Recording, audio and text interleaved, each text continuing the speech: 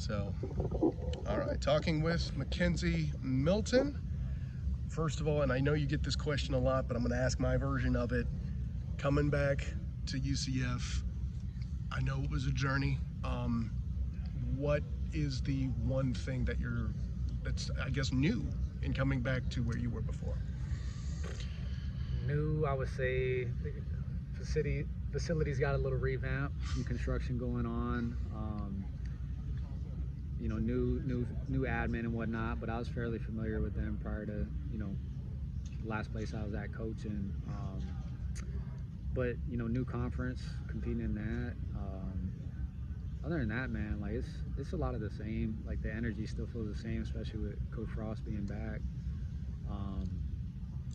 I don't know. The excitement for me to be here is probably second to none, except maybe Coach Frost. But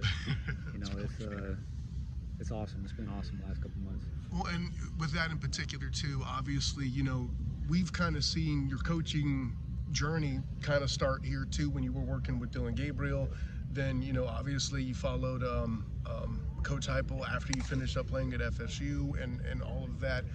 What do those experiences, and obviously college football playoff, let's not leave that out, of course. What do those experiences bring to you as a coach? How did those in particular things help you build? What did you learn from those things? Yeah, I think, all the time I had, from really just growing up, living in football for, my whole life. My dad was my coach. My parents ran a youth football league growing up, and playing quarterback my whole life to the time I got hurt. Like you said, kind of taking Dylan under my wing and teaching him what I know kind of got me that little jump start to being on the headset and coaching. And then my last year playing after rehab and kind of, being a backup essentially taught me good lessons, as a quarterback coach that I had to learn as a player. You're not always going to be the guy, right?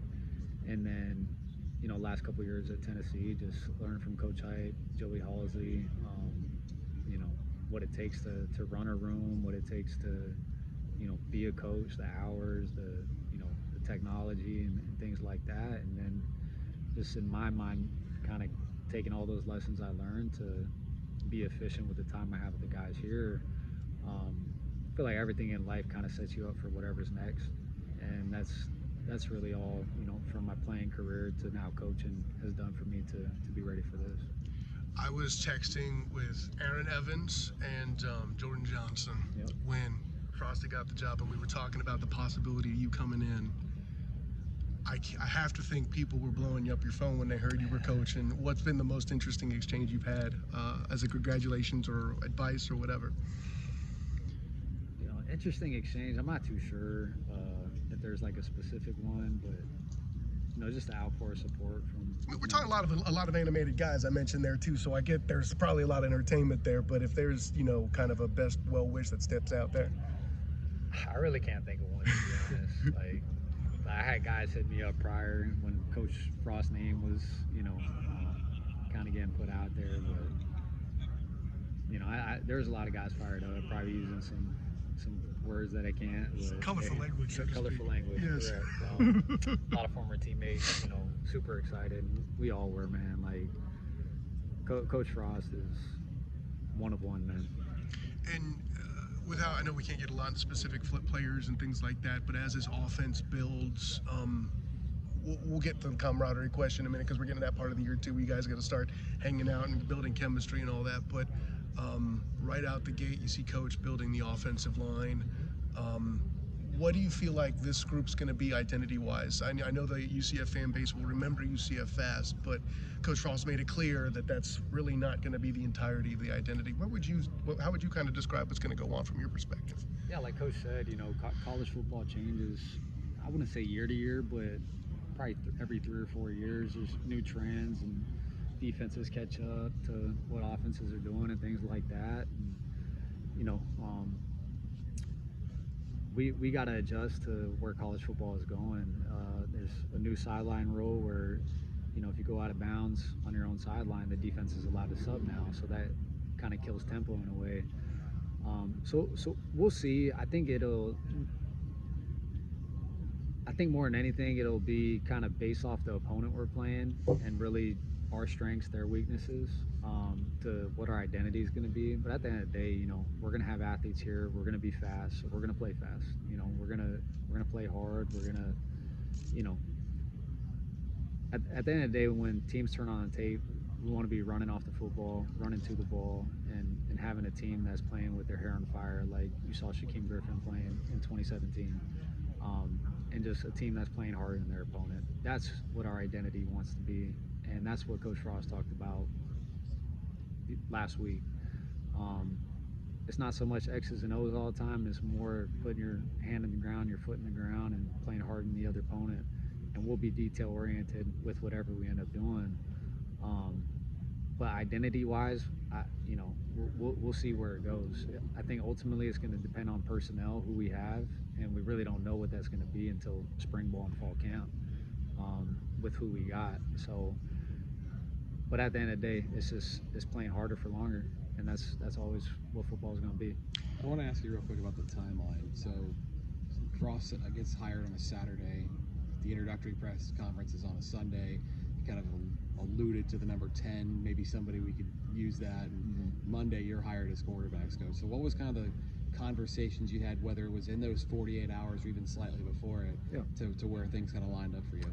Yeah, like I said, hearing some murmurs, kind of through the grapevines, really the week after, it was that whole week from the last regular season game to that following Saturday, just hearing murmurs and things like that, and talking to certain people, just, hearing that coach's name was in the mix and talking to coach. And, it was, like I said, it was an opportunity that was really hard to say no, and, I left a great place where I was at with great people. But Coach Frost, man, he's like a father figure. He's like a big brother, so conversation wise, he was like, hey, if I take this, are you going to come with me? I was like, man, coach, you know the answer. But I told him also, I have to talk to, Coach Heupel before anything's, finalized or anything like that, just out of respect I have for, Coach Hype and everything he's done for me and my family, and not just the profession, just in life from, the time I got hurt. And I do believe Coach Frost called Coach Hype, prior to offering me the job as well, just the mutual respect both those guys have for each other, and all that. But, there's conversations had leading up to it. And, the biggest thing for me is just open, honest communication, for whoever I'm working for and with. And, that's what happened on both sides. But Coach Hype was understanding of me taking this opportunity. He actually texted me today just checking in. And, those are two guys that, man, I'm so grateful that I got to experience one as a player and now getting to work for both of them. I think that's pretty unique. What was the contrast of emotions of getting an opportunity to come back to the school that means so much to you and to work with Coach Frost, but also to leave Tennessee and just before the college football playoff in a game against Ohio State? Well, the cool thing is, like I said, the two guys I work for, Coach Frost and Coach Hype, man, they're both national championship quarterbacks, and they know those opportunities are few and far between. You think back to when Coach Frost came back and, coached us while Coach Hype was transitioning as the head coach. So, I do believe being up front with Coach Hype and Coach Frost, just the open communication leading up to, taking the job here, helped. And Coach Hype wanted me to come back and help them through the playoffs. So, I came down here for about 10 days, was working on like a skeleton crew with Coach Frost. And I believe it was Tuesday night of the Ohio State week, I flew back up to Tennessee to, help, fulfill my duties as finishing up there. So it was, I think it's rare that one, a coach will allow you to come back to help out and want you to come back to help out. And then two, it's rare to have a coach you now work for allow you to go back. I think it's just a testament to, like I said, those two guys played as national champion quarterbacks, and they know those opportunities are so rare that, if you have that opportunity, you got to go. And that's exactly what Coach Frost told me. And Coach Hype gave me that opportunity, so I wasn't something I was going to pass up. So I'm grateful to both those guys to, in a day and age where guys are opting out of, playing in playoff games, that's something you work your whole life for, to go somewhere else when you can still enter a portal after. I think it's a good lesson for guys to learn that, it's more about the team than just yourself. So it was really cool for me, man. Getting to do that, but to answer your question, leaving Tennessee is, it's never easy, leaving people you love, but it is easy when you're coming back to a place that you do love and people that you love as well. So it was too good to turn down, man. Coach Frost and my alma mater, like I want to ask one other question. I asked Frost this during his availability. How has your relationship evolved or changed from him recruiting you out of high school to coaching you as a player for 2 years to now working together on the same staff? Yeah, I still think it's evolving every day, where, he's learning to trust me more and more, and I'm still learning from him just because, he's done this for so long, and, he's trusted me more and more to run the room, and, I'm still picking his brain on things he sees just because, he's done it at every level, from coaching receivers, DBs, playing DB, playing quarterback. Like, he's got a mind like none other in this game. So, but when it comes to running our offense, I believe he trusts me with, running that room and doing a high quality job. Otherwise he wouldn't have hired me. So, I do think he's still probably trying to get player KZ out of his head, and now, Coach Milton, if you want to call it. But it's been good, man. Like, like I said, I think you asked me, like, what's changed. Like, Coach Frost, like, I still see him the same. Like, he doesn't really look like he's aged, to be honest. I don't age that well. Yeah. But Appreciate that. absolutely, appreciate y'all. Yes, sir. Couple more from me. When you touched on it earlier, I want to build on that a little bit more. You mentioned separating 2017 KZ from Coach Milton. I walk up to you, I call you Casey, I'm like, I got to start calling you Coach. Like, is that something you kind of embrace, or what is it you're kind of doing to kind of separate that? Do you see it as kind of a slow process? No, I don't think there's any denying, like, the past, but it's also about these guys here. It's not about what we've done in the past year. It's about 2025 UCF football team. It's about,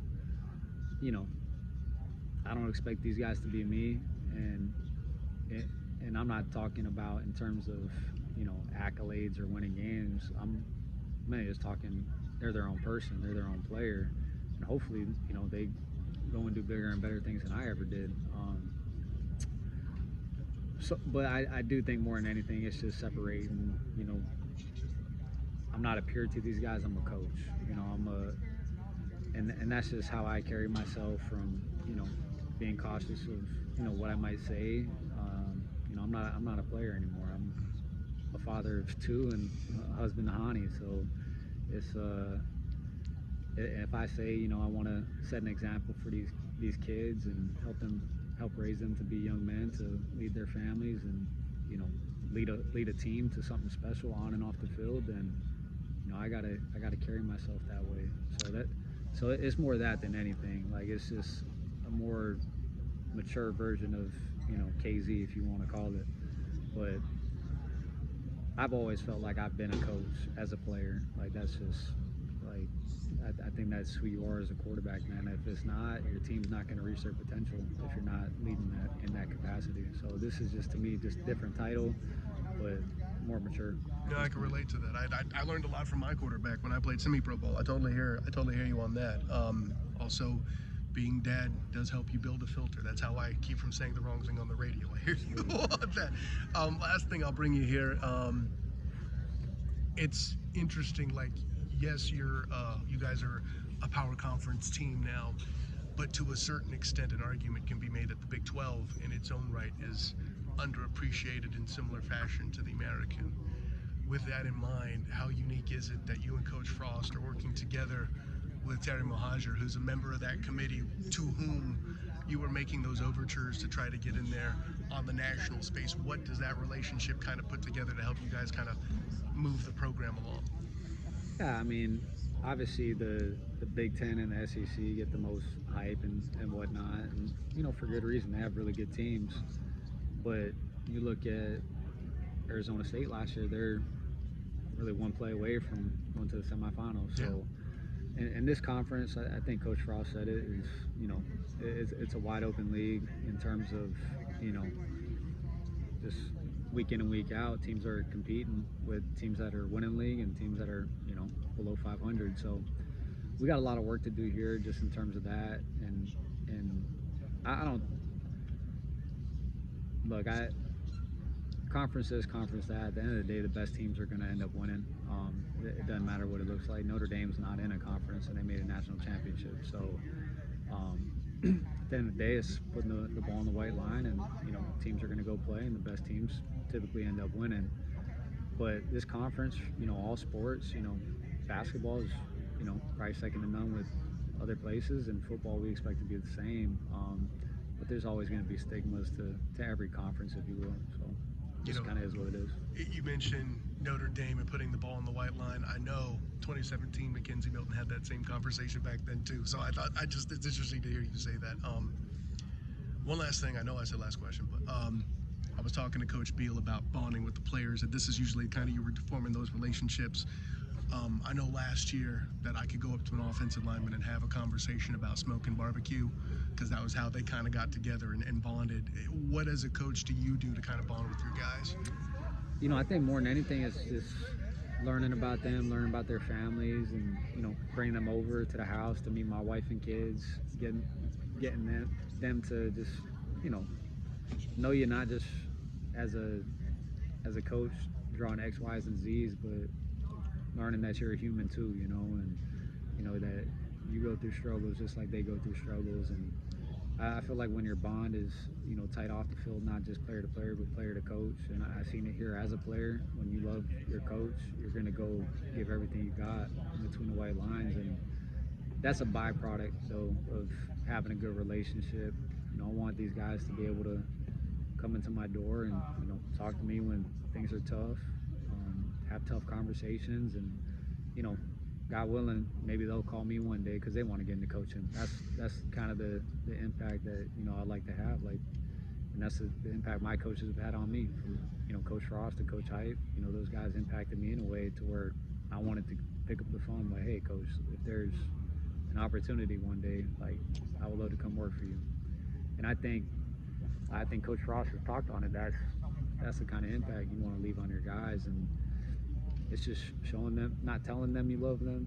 It's showing them, and that's something that I'm big on. It's not just actions, not just words, but your actions following suit. Very good. I can take that. Thank you. Appreciate you, Coach Milton.